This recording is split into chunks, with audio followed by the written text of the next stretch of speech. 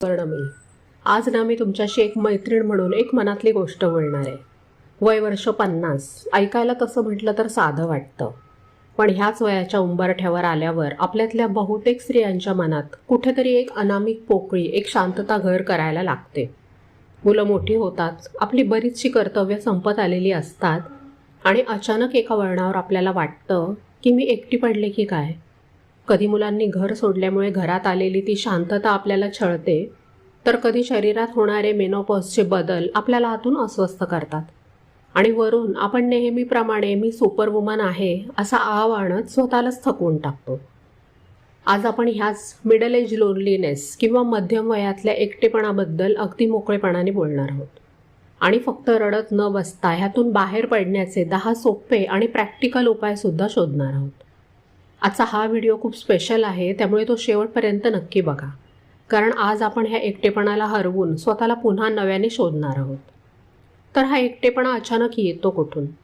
आपल्याला हा प्रश्न पडतो की मी तर माझ्या संपूर्ण कुटुंबात राहते, सगळे आजूबाजूला आहेत, मग तरीसुद्धा मला आतून एवढं एकटं आणि उदास का वाटतं? तर ह्याची खरी कारणं काय आहेत ना, ती आधी बघू.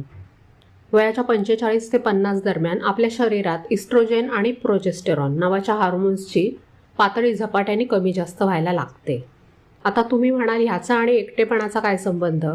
तर खूप मोठा संबंध आहे. हे हॉर्मोन्स आपल्या मूडवर नियंत्रण ठेवतात. त्यामुळेच तर कधी विनाकारण रडू येतं, कधी भयंकर चिडचिड होते, तर कधी माझं आता ह्या जगात कोणीच राहिलेलं नाही अशी भावना मनात तीव्र होते. त्यामुळे आधी हे समजून घ्या की तुम्ही मनाने कमजोर नाही आहात, तो तुमच्या शरीरात चाललेला एक अंतर्गत बदल आहे. दुसरं कारण एम्प्टी नेस्ट सिंड्रोम. ज्या मुलांसाठी आपण आपली 20शी 30शी 40शी रात्रीचा दिवस करून वेचली, ती मुलं मोठी झाली, त्यांच्या पंखात बळ आल्यावर भरारी घेण्यासाठी त्यांना बाहेर पडावंच लागतं. कुणी उच्च शिक्षणासाठी जातं, कुणी नोकरीसाठी, तर कुणी लग्नानंतर निघून जातं. कालपर्यंत ज्या घरात सतत गडबड असायची, आई माझा शर्ट कुठे आहे, आई भूक लागली आहे, अशा हाका ऐकू यायच्या, तिथे अचानक शांतता पसरते. ह्या शांततेची एका आईला भीती वाटायला लागते. ह्यालाच मानसशास्त्रामध्ये एम्प्टीनेस सिंड्रोम म्हणतात, कारण आपलं घरटं रिकामं झालेलं असतं. हा काळ एका आईसाठी खरंच खूप कठीण असतो. आता ज्या नोकरी किंवा व्यवसाय करणाऱ्या मैत्रिणी आहेत ना, त्यांच्या बाबतीत बोलायचं तर तिथे सुद्धा एक वेगळा संघर्ष असतो.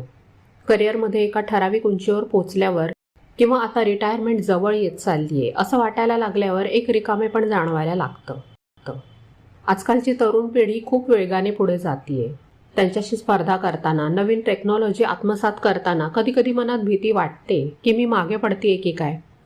कामाच्या ठिकाणचा ताण आणि घरातून न मिळणारी भावनिक साथ, यामुळे हा एकटेपणा अजून वाढतो. आजकाल आपण फोन हातात घेतला की फेसबुक, इंस्टाग्रामवर इतरांचे परफेक्ट फोटो आणि रील बघतो आणि नकळतपणे आपल्या आयुष्याची तुलना त्यांच्याशी करायला लागतो. आपल्याला वाटतं की सोशल मीडिया आपल्याला जगाशी जोडतोय, पण खरं सांगू, ती गोष्ट आपल्याला अजून एकटं पाडतीये, कारण तिथे फक्त दिखावा आहे, खरा संवाद नाहीच आहे. आपल्या समाजाने ना महिलांच्या डोक्यावर एक खूप मोठं ओझं ठेवलंय, सुपरवुमन असण्याचा टॅग. जी घरसुद्धा सांभाळेल, ऑफिससुद्धा परफेक्ट बघेल, मुलांचा अभ्यास पण घेईल, पाहुण्यांचा अगदी हसतमुखाने करील आणि कधीच थकणार नाही.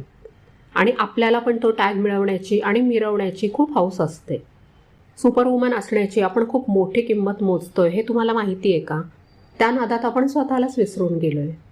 म्हणूनच थोडं कौतुक कमी मिळालं तरी चालेल, पण एका वयानंतर तरी सगळंच ओझं एकटीने वाहण्याचा प्रयत्न करू नका. 50 नंतर ऑफिस आणि घर दोन्ही सांभाळणं जड जात असेल तर बिनधास्त VRS घेऊन थोडं निवांत आयुष्य जगा. थोडी कामं कमी करा. आपल्याला चांगलं माहीत असतं आपण कोणत्या गोष्टी नाही केल्या तरी चालतील आणि कोणत्या अति आवश्यक आहेत. पण मी सक्षम आहे, मी कुणावर अवलंबून नाही, या अहंकारामुळे किंवा कधीकधी संकोचामुळे आपण कधी कुणाकडे हक्काने मदत पण मागत नाही. मी थकली आहे किंवा मला आज बरं वाटत नाहीये असं सांगणं म्हणजे आपण कुठेतरी कमी पडलोय असं आपल्याला वाटायला लागतं. पण आपण माणूस आहोत, मशीन नाही. प्रत्येक वेळी परफेक्ट असण्याची काहीच गरज नाहीये. कधीतरी काम सोडून पाय लांब करून बसणं आणि ते हक्काने मान्य करणं, ह्याचा आपल्याला पण हक्क आहे. हा एकटेपणा कधी मानसिक आजारात बदलतो हे आपल्याला सुद्धा माहिती पडत नाही. जर तुमच्यात किंवा तुमच्या आजूबाजूला कोणामध्ये ही लक्षणं दिसत असतील तर आत्ताच सावध व्हा. काय असतात ही लक्षणं? तर सगळे एकत्र बसलेत तरीसुद्धा मनात सतत हा विचार येतो की माझं अस्तित्व इथं कोणालाच जाणवत नाही आहे, माझ्या कष्टाची कोणीच दखल घेत नाही आहे. सतत चिडचिड किंवा अचानक अबोल होणं, छोट्या छोट्या गोष्टींवरून खूप राग येणं किंवा अचानक लोकांपासून लांब लांब राहायला लागणं. एकतर रात्रीची झोपच उडणं किंवा मग सतत झोपून राहावंसं वाटणं. एकतर भूक पूर्णपणे मरणं किंवा प्रमाणाच्या बाहेर खाणं. ज्या गोष्टी पूर्वी करायला खूप आवडायच्या, जसं की नटणं थटणं, गाणी ऐकणं, स्वयंपाक करणं, मैत्रिणीशी बोलणं, त्यातला इंटरेस्ट पूर्णपणे निघून जातो.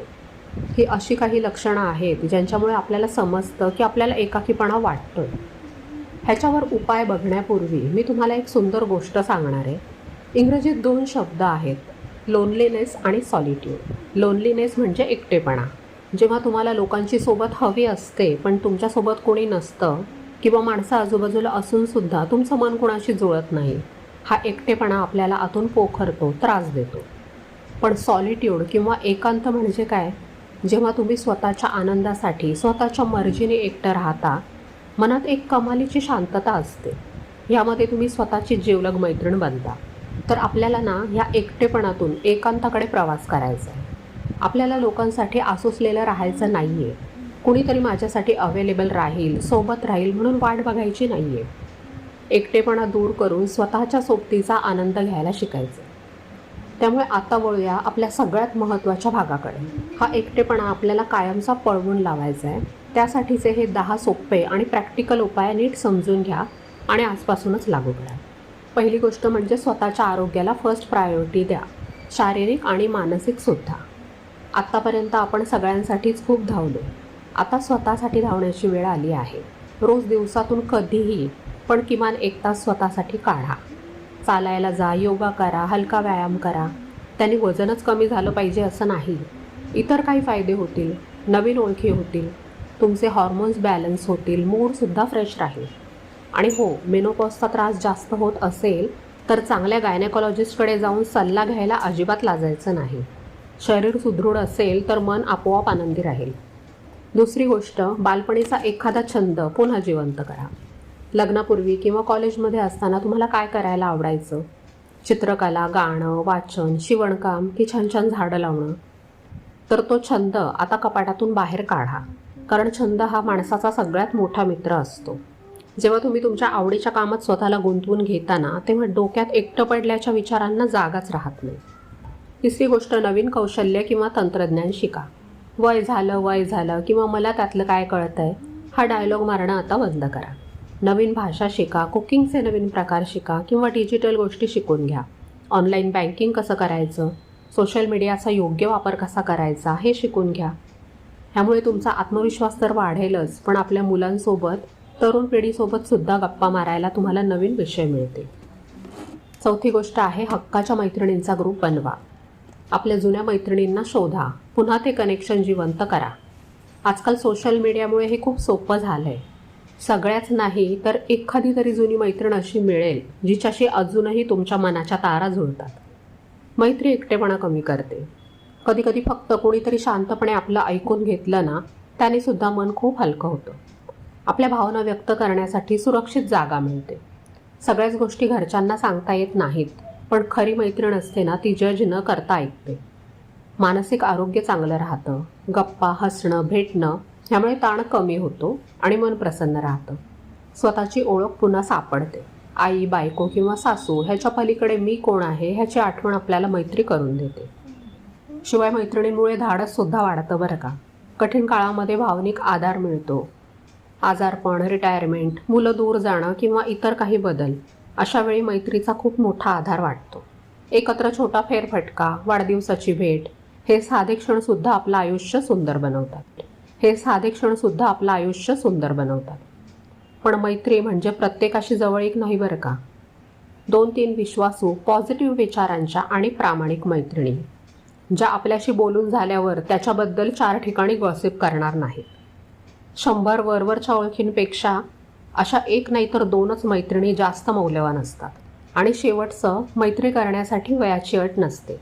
50, 60 किंवा 70. नवीन मैत्रीची सुरुवात कोणत्याही वयात होऊ शकते. पहिला नमस्कार, पहिली विचारपूस किंवा पहिलं छोटंसं स्माईल सुद्धा त्यासाठी पुरेसं असतं. असतं. 5वी गोष्ट आहे समाजसेवा करा. कुणाच्या तरी आयुष्यात दिवा लावा. जेव्हा आपण स्वतःच्या दुःखातून बाहेर पडून जगाकडे बघतो ना, तेव्हा आपलं दुःख खूप लहान वाटायला लागतं. 50 नंतर थोडा वेळ आणि अनुभव दोन्ही आपल्या हातात असतात. अशा वेळी आपल्या अनुभवाचा आणि वेळेचा उपयोग दुसऱ्यांच्या आयुष्यात थोडा प्रकाश पाडण्यासाठी करता आला तर त्यातून मिळणारं समाधान वेगळंच असतं. समाजसेवा म्हणजे नेहमीच मोठे पैसे दान करणं किंवा एखादी संस्था चालवणं नाही आहे.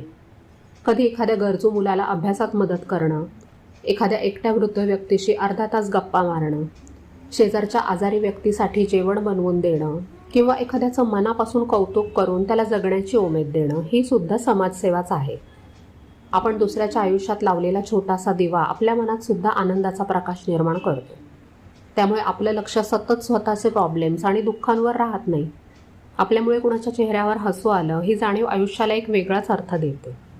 आपण किती वर्ष जगलो ह्यापेक्षा आपल्या जगण्यामुळे किती लोकांचं आयुष्य थोडंसं उजळलं हेच शेवटी जास्त महत्त्वाचं ठरतं.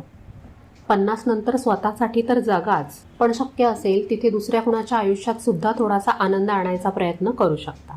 तुमच्या जवळच्या एखाद्या अनाथ आश्रमात, वृद्धाश्रमात किंवा संस्थेत जाऊन आठवड्यातून काही तास मदत करा. गरीब मुलांना शिकवणं किंवा झाडं लावणं, आपण कुणाच्या तरी चेहऱ्यावर हसू आणू शकतो ही भावना तुमच्यातला एकटेपणा एका मिनिटात गायब करेल. 6वी गोष्ट आहे घराबाहेर पडा आणि सोलो अनुभव घ्या. बाहेर पडताना नेहमी कुणाची तरी सोबतच पाहिजे हा हट्ट सोडून द्या. आयुष्यभर आपण कुणासोबत तरी बाहेर पडतो. लहानपणी आईवडिलांसोबत, लग्नानंतर नवऱ्यासोबत आणि मुलं झाली की जास्त करून त्यांच्यासोबत. पण मुलं मोठी झाली की त्यांची बिझी होतात आणि स्वतःच्या सोबतीने बाहेर पडण्याची सवय बऱ्याच जणींना कधीच लागत नाही. नंतर तर त्याची भीतीच वाटायला लागते. मग सोलो अनुभव म्हणजे लगेच काही एकट्याने लांब ट्रिपला जायचं असं नाही. सुरुवात अगदी छोट्या गोष्टींनी पण करू शकता. एकटीने जवळच्या गार्डनमध्ये फिरायला जाणं, लायब्ररी, मंदिर, प्रदर्शन किंवा दुकानात फेरफटका मारणं, स्वतःसाठी खरेदी करणं. सुरुवातीला विचित्र वाटेल, पण हळूहळू तुम्हाला जाणवेल की स्वतःची सोबतसुद्धा खूप सुंदर असते. जेव्हा आपण एकटं राहायला शिकतो ना, तेव्हा एकटेपणाची भीती कमी होते. आपला आनंद इतरांवर अवलंबून राहत नाही. आत्मविश्वास वाढतो आणि स्वतःशी असलेलं नातं जास्त घट्ट होतं. एकटं बाहेर पडणं म्हणजे एकाकीपणा नाहीये, उलट तो स्वतःला नव्याने भेटण्याचा एक सुंदर प्रवास असतो. त्यामुळे ही स्वतःच्या सोबत वेळ घालवण्याची गंमत एकदा तरी अनुभवून बघाच. 7वी गोष्ट आहे नातेसंबंधांमध्ये अपेक्षांचं मॅनेजमेंट करा. 50 नंतर बऱ्याच महिलांना सगळ्यात जास्त दुःख कशामुळे होतं माहिती आहे? लोक बदलतात म्हणून नाही, तर आपण त्यांच्याकडून ज्या अपेक्षा ठेवतो त्या पूर्ण होत नाहीत म्हणून. आपल्याला वाटतं मुलांनी रोज फोन करावा, नवऱ्याने आपल्या भावना न सांगतासुद्धा समजून घ्याव्या, नातेवाईकांनी आपल्या प्रत्येक मदतीची कदर करावी, पण प्रत्यक्ष परिस्थिती वेगळी असते. ह्याचा अर्थ अपेक्षा ठेवूच नका असा नाही, पण अवास्तव अपेक्षा ठेवू नका. प्रत्येक व्यक्तीची परिस्थिती, स्वभाव आणि प्रायोरिटीज वेगळ्या असतात. समोरची व्यक्ती आपल्यावर प्रेम करत नसते असं नाही, तर ती तिच्या आयुष्यात बिझी असते. गरज असेल तेव्हा आपल्या अपेक्षा स्पष्टपणे सांगा. समोरच्याला अंदाज लावत बसायला लावू नका. आणि प्रत्येक वेळी प्रत्येकाने आपल्याच मनासारखं वागलं पाहिजे अशी अपेक्षा करण्यापेक्षा जे मिळतंय त्याची कदर करायला शिका. नात्यांमध्ये कमी अपेक्षा आणि जास्त संवाद असेल तर मनात राग कमी साचतो आणि जास्त शांतता टिकून राहते. म्हणूनच आपल्या अपेक्षा कमी करा आणि नात्यांना मोकळा श्वास घेऊ द्या. 8वी गोष्ट आहे जर्नलिंग करा. मनातल्या भावना कागदावर उतरवा. जेव्हा मनात खूप विचार असतात ना, तेव्हा आपण खूप वेळा ते सतत डोक्यातच फिरवत राहतो. त्यातून टेन्शन वाढतं, गोंधळ वाढतो आणि मन जास्त अस्वस्थ होतं. अशावेळी जर्नलिंग खूप उपयोगी ठरतं. जर्नलिंग म्हणजे मोठमोठे लेख लिहिले पाहिजेत असं नाही. दररोज फक्त 5 ते 10 मिनिटं मनात जे आहे ते एका वहीमध्ये लिहा. आज कशामुळे आनंद झाला, कशामुळे मन दुखावलं, कशाची काळजी वाटते आणि आज मी कोणत्या गोष्टीबद्दल कृतज्ञ आहे. फक्त ह्या काही प्रश्नांची उत्तरं लिहिलीत ना तरी पुरेसं आहे. यात व्याकरण, सुंदर हस्ताक्षर किंवा परफेक्ट शब्दांची गरज नसते. ही वही दुसऱ्यांना दाखवण्यासाठी नाही, तर स्वतःला समजून घेण्यासाठी असते. हळूहळू तुम्हाला तुमचे विचार, भावना आणि वागण्याचे काही ठराविक पॅटर्न ह्याच्यामुळे दिसायला लागतील. कोणत्या गोष्टी तुम्हाला नेहमी त्रास देतात आणि कोणत्या गोष्टी खरंच आनंद देतात हे जास्त स्पष्ट होईल. सगळ्या भावना मनात साठवून ठेवण्यापेक्षा त्या कागदावर उतरवणं जास्त हलकं वाटतं. कधीकधी एक रिकामी वहीसुद्धा आपल्या मनाची सगळ्यात जास्त चांगली मैत्रीण बनते. 9वी गोष्ट आहे, अधूनमधून घराची सेटिंग बदला आणि निसर्गाच्या जवळ जा. 50 नंतर फक्त शरीरालाच नाही तर मनाला सुद्धा ताजेपणाची गरज असते आणि त्यासाठी मोठे बदल करण्याची गरज नाही. कधीकधी घरात केलेले अगदी छोटे छोटे बदलसुद्धा मनाला नवीन एनर्जी देतात. अधूनमधून घरातल्या वस्तूंची मांडणी बदला, एखादा कोपरा वाचनासाठी किंवा तुमच्या छंदासाठी तयार करा. खिडकीजवळ स्वतःला बसण्याची एखादी जागा बनवा किंवा घरात 2-4 हिरवी रोपं लावा. अशा छोट्या बदलांमुळे घर जास्त प्रसन्न वाटायला लागतं. 10वी गोष्ट आहे, वर्तमानात जगायला शिका. आपण किती वेळा असं करतो की भूतकाळातल्या चुका आठवून स्वतःलाच दोष देत बसतो किंवा भविष्याची चिंता करत आजचा दिवससुद्धा अस्वस्थतेत घालवतो. पण खरं बघितलं तर आपल्या हातात असतो तो फक्त आजचा हा क्षण. 50 नंतर ही गोष्ट जितक्या लवकर समजते तितकं आपलं आयुष्य हलकं वाटायला लागतं. मुलांनी पुढे काय करावं, उद्या काय होईल, सून कशी वागेल, जावई कसा मिळेल, या सगळ्या विचारांमध्ये आपण आजचा आनंदच घालवून बसतो. त्याच्याऐवजी आजचा चहा निवांत प्या. नातवंडासोबत खेळत असाल तर मनापासून खेळा. फिरायला गेला असाल तर मोबाईलकडे नाही तर झाडांकडे आणि आकाशाकडे बघा. जे काम करत आहात ते पूर्ण लक्ष देऊन करा. वर्तमानात जगणं म्हणजे भविष्याचा विचार अगदी सोडून द्यायचा का? तर तसं नाही आहे. भविष्याची तयारी करताना सुद्धा आजचा दिवस जगायला विसरायचं नाही आणि भूतकाळातल्या चुकांमधून आपण जे धडे घेतलेत ते सुद्धा विसरायचे नाहीत, एवढाच त्याचा अर्थ आहे. जे झालं ते बदलता येत नाही आणि भविष्य पूर्णपणे आपल्या हातात नाही, पण आजचा दिवस कसा जगायचा हा निर्णय मात्र पूर्णपणे आपल्या हातात आहे आणि आनंदाची सुरुवात हाच निर्णय बदलल्यापासून होते. अजून एक बोनस पॉईंट म्हणजे तुमची छोटी मोठी गुंतवणूक स्वतः हाताळायला शिका. पैशांचे निर्णय स्वतः घ्या. आर्थिक स्वातंत्र्य हे माणसाला एक वेगळाच आत्मसन्मान, आत्मविश्वास देतं. त्याचप्रमाणे इमोशनली सुद्धा कुणावर अवलंबून राहू नका. तुमचा आनंद हा तुमच्या आत आहे, तो कोणाच्या फोनवर किंवा कौतुकाच्या शब्दांवर अवलंबून नाही असला पाहिजे. आणि कोणतंही नातं हे कधीच एका बाजूने चालत नाही. ते टिकवण्यासाठी 2 गोष्टी खूप महत्त्वाच्या आहेत. पहिला म्हणजे संवाद. मनात राग धरून कुढत बसण्यापेक्षा शांतपणे संवाद साधा. आज मला एकटं वाटतंय किंवा मला तुमची मदत हवी आहे हे स्पष्ट शब्दात सांगा. दुसरं म्हणजे स्पेस देणं. जशी आपल्याला स्वतःची स्पेस हवी असते तशीच ती मुलांना आणि नवऱ्यालाही द्या. सतत त्यांच्या भोवती राहिलं ना की त्यांना पण ती कटकट वाटते. तर मैत्रिणींनो, एकटेपणाला तुमची कमजोरी बनवू नका, त्याला तुमची ताकद बनवा. स्वतःवर प्रेम करा, स्वतःचा आदर करा आणि नेहमी लक्षात ठेवा की तुम्ही सुवर्णमयी आहात. तुमचं तेज कधीच कमी होऊ शकत नाही. 50 म्हणजे आयुष्याची संध्याकाळ नाही, ती स्वतःला रोज नव्याने ओळखण्याची सुरुवात आहे. मुलं मोठी होतात, जबाबदाऱ्या बदलतात, घरातली गडबड कमी होते आणि अशावेळी एकटेपणाची जाणीव होणं अगदी स्वाभाविक आहे. पण तो एकटेपणा तुमच्या आयुष्याचा शेवटचा अध्याय असण्याची गरज नाही. नवीन नाती जोडा, नवीन छंद जोपासा आणि सगळ्यात महत्त्वाचं म्हणजे स्वतःच्या सहवासात आनंदी राहायला शिका.